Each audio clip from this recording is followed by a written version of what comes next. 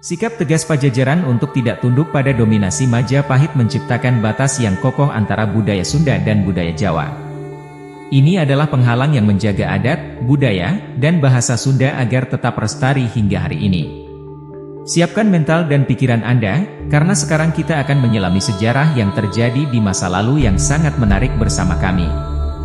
Di sini, kami akan menjelajahi berbagai topik sejarah dan berbagi kisah-kisah sejarah yang luar biasa. Jangan ragu untuk berinteraksi melalui kolom komentar, dan jangan lupa untuk tekan tombol subscribe, agar tetap terhubung dengan konten-konten menarik di masa mendatang. Mari kita mulai petualangan ini, dan saya harap Anda menikmati setiap momennya. Di pedalaman Jawa Barat, tersembunyi cerita luar biasa tentang sebuah kerajaan Hindu yang mempesona, Kerajaan Pajajaran, juga dikenal sebagai Negeri Sunda, Pasundan, atau Pakuan Pajajaran. Kerajaan ini adalah perpaduan antara sejarah, kebudayaan, dan pemerintahan yang tak terlupakan. Pada suatu zaman yang jauh dalam sejarah, sekitar tahun 923 Masehi, seorang tokoh penting bernama Srijaya Bupati menciptakan Kerajaan Pajajaran, Pakuan, yang kini menjadi kota Bogor, adalah pusat kekuasaannya. Srijaya Bupati dengan penuh semangat mengawali sebuah peradaban yang mendalam dan berlandaskan agama Hindu. Kerajaan Pajajaran bukanlah cerita yang singkat, ia bertahan selama hampir 6 abad sebelum akhirnya menghadapi nasib tragis pada tahun 1597 Masehi, dalam tahun-tahun kemasannya, terutama di bawah pemerintahan Sri Baduga Maharaja, atau yang lebih dikenal dengan Prabu Siliwangi, tahun 1482 sampai 1521 Masehi, kerajaan ini mencapai puncak kejayaannya. Jejak sejarah Kerajaan Pajajaran tak hanya tertulis dalam buku-buku sejarah modern, tetapi juga diabadikan dalam naskah. Naskah kuno seperti Babad Pajajaran, Carita Parahyangan, dan Carita Waruga Guru, serta prasasti-prasasti seperti Prasasti Batu Tulis, Prasasti Sang Hyang Tapak, dan Prasasti Kawali. Penting untuk memahami bahwa sejarah Kerajaan Pajajaran terjalin erat dengan kerajaan-kerajaan pendahulunya, seperti Kerajaan Tarumanegara, Kerajaan Sunda dan Galuh, serta Kawali. Kerajaan Pajajaran adalah kelanjutan dari peradaban-peradaban ini, dan hal ini tercatat dalam Prasasti Sang Hyang Tapak yang menyatakan bahwa Raja Srijaya Bupati mendirikan kerajaan ini pada tahun 923 Masehi. Setelah Srijaya Bupati, tahta kerajaan berpindah ke tangan Rahyang Niskalawastu Kancana dengan pusat pemerintahan di Kawali. Namun, puncak kemegahan Kerajaan Pajajaran terjadi pada tahun 1428, ketika Sri Baduga Maharaja atau Prabu Siliwangi dinobatkan 2 kali sebagai penguasa Kerajaan Sunda dan Kerajaan Galuh.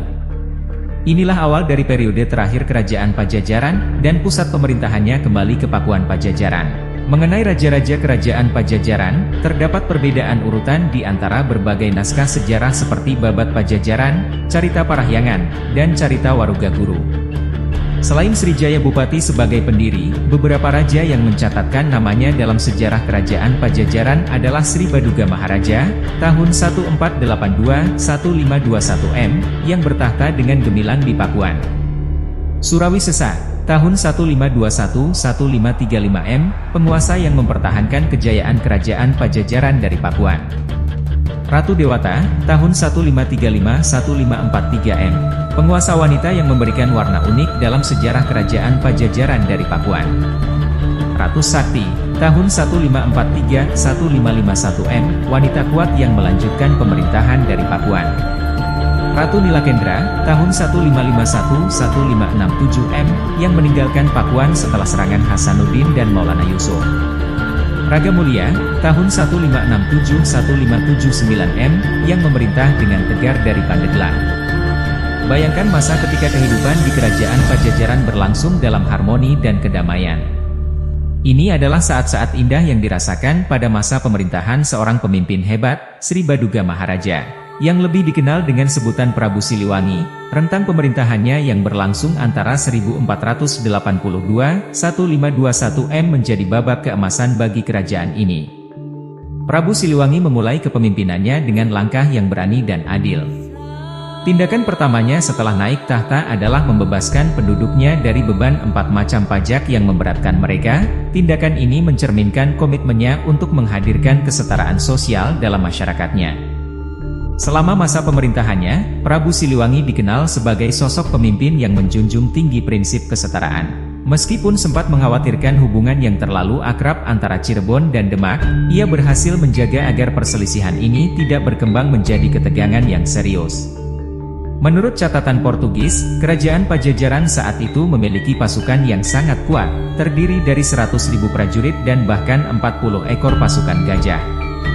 Prabu Siliwangi memusatkan perhatiannya pada berbagai bidang, termasuk pembinaan agama, pembangunan parit pertahanan, peningkatan kekuatan militer, pembangunan infrastruktur jalan, dan penyusunan strategi tempur di darat. Namun, sayangnya, Angkatan Laut Kerajaan Pajajaran saat itu masih tergolong lemah, dan ini menjadi titik lemah yang akhirnya menjadi kunci keruntuhan kerajaan tersebut. Keruntuhan akhirnya datang pada tahun 1579 ketika Kesultanan Banten menyerang Kerajaan Pajajaran. Berakhirnya Pajajaran ditandai dengan peristiwa pembawaan Palangkas Riman Sriwacana, Singkasana Raja, dari Pakuan ke Surasawan di Banten oleh pasukan Maulana Yusuf. Tindakan ini bukan hanya sebuah aksi politik, tetapi juga sebuah simbol bahwa Maulana Yusuf adalah penerusah kekuasaan Pajajaran, karena ia memiliki hubungan keluarga dengan Sri Baduga Maharaja melalui buyut perempuannya yang merupakan putri Sri Baduga Maharaja.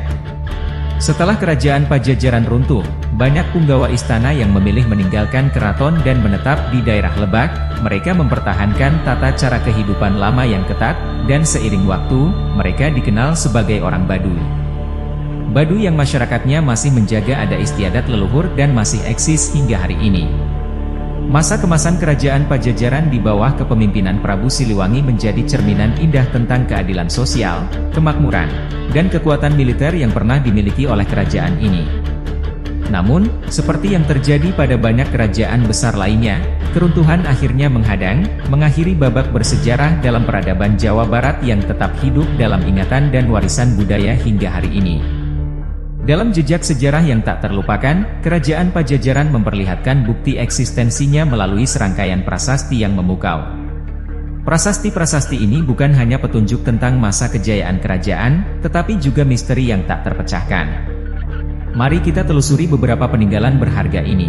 Yang pertama, Prasasti Cikapundung, pada tahun 2010. Sebuah penemuan menarik mengguncang dunia sejarah.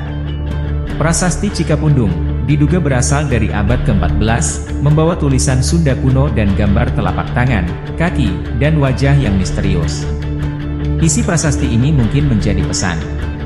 Semua manusia di dunia ini dapat mengalami suatu apapun, menggugah tanya-tanya tentang maknanya yang dalam. Yang kedua, Prasasti Huludaya, terletak di Kampung Huludaya. Prasasti ini menceritakan kebijakan Sri Maharaja Ratu Haji di Pakuansha Sang Ratu Dewata untuk memakmurkan rakyatnya. Ini adalah bukti tangguh tentang perhatian pemerintahan terhadap kesejahteraan rakyat di era itu. Yang ketiga, Prasasti Pasir Datar, meskipun kondisinya tidak utuh.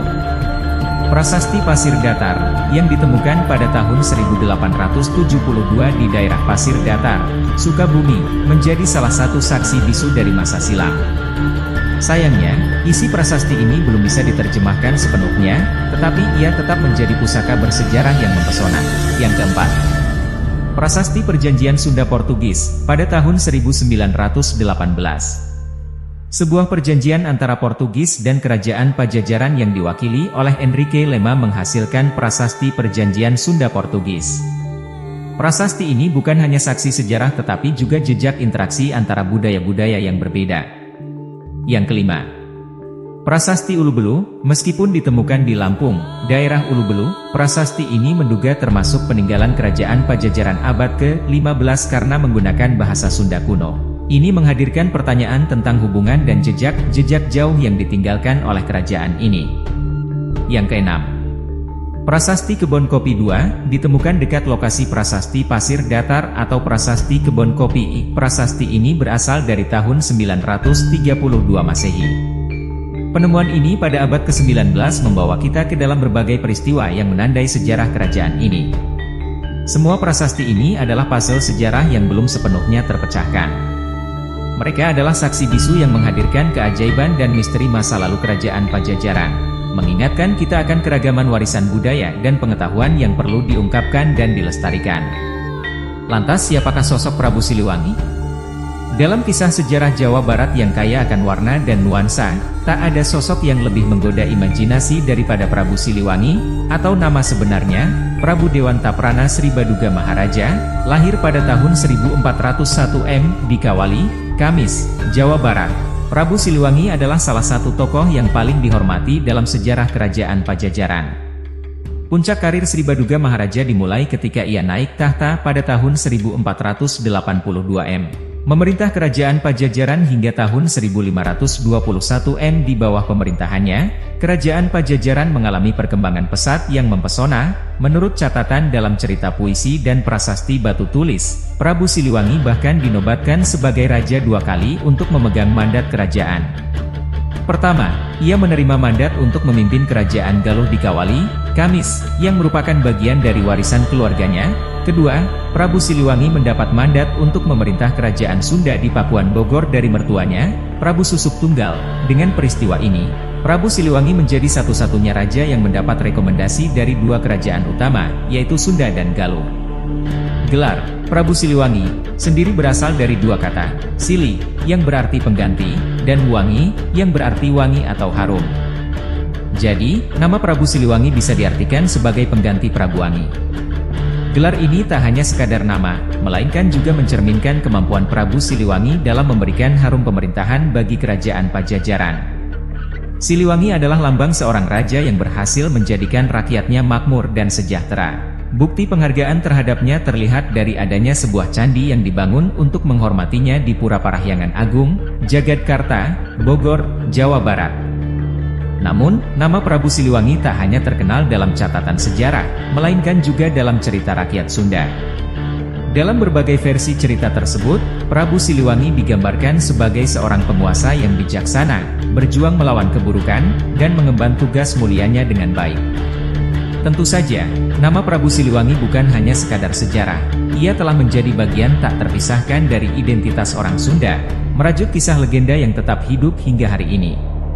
Dalam kehadirannya yang abadi, Prabu Siliwangi mengajarkan kita akan kebesaran sejarah dan warisan budaya yang patut dijaga, sekaligus menjadi inspirasi bagi generasi masa kini dan yang akan datang.